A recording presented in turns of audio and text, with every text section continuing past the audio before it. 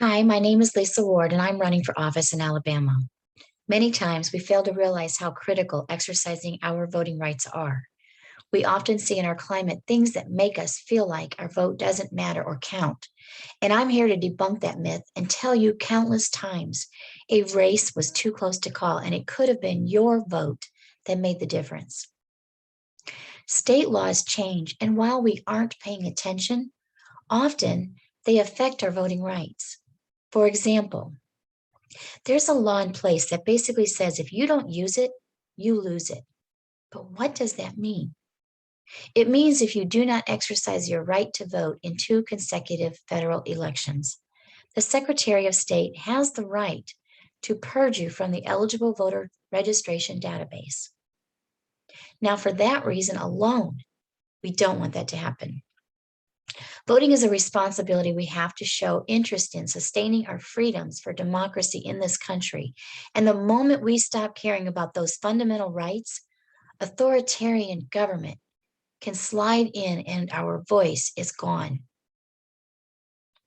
Each generation owes this pay it forward effort to protect what others before us have provided us. And it is our responsibility to do the same for those after us. So I want to spend a few minutes explaining to you something that many might not have attempted to do before. But I want you to understand how important all elections are, how critical knowing individual candidates are, forgetting about a straight ticket vote and taking the time to hand select each candidate that has put themselves out there for public service. They deserve our effort to look at their name on that ballot and be counted. That happens when you color in their dot on election day. This is one way to prevent voter fraud and hinder anyone tempted to split your ticket by coloring in a circle that you might have overlooked. Let me give you an example of why all elections are vital, especially midterm elections. That is when people are not paying attention. But there are no electoral college votes interfering with our choices.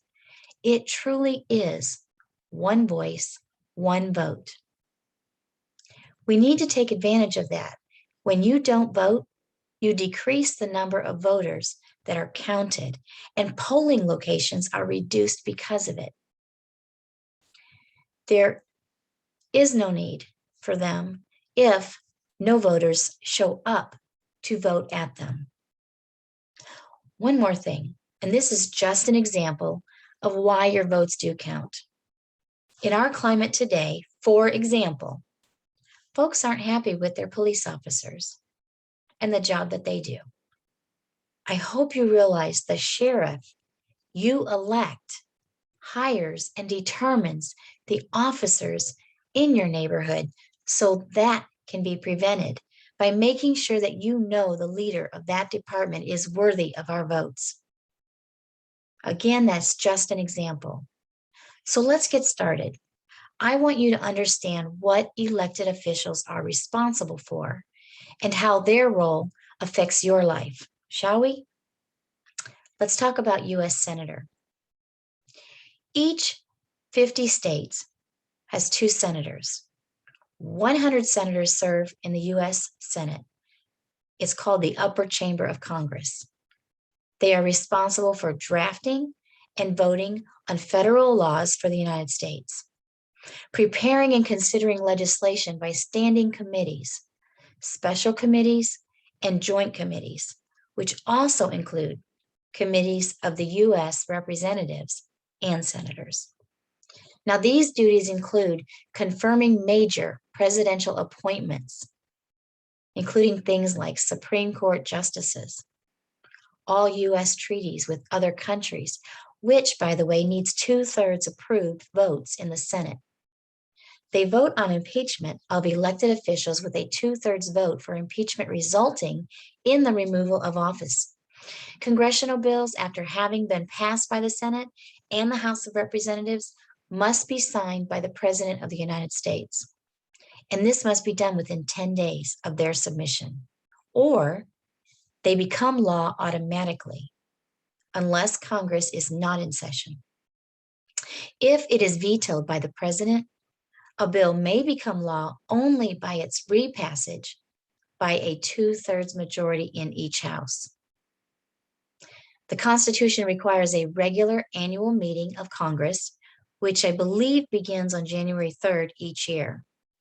The proceedings of Congress are recorded in the Congressional Record. U.S. senators have offices that are located in Washington, D.C., and often they have several locations in their home states to address concerns of the citizens that they represent. I believe the last I checked, the yearly salary for a United States senator is based at $174,000, taxpayer dollars. So that's what it takes to be a U.S. senator.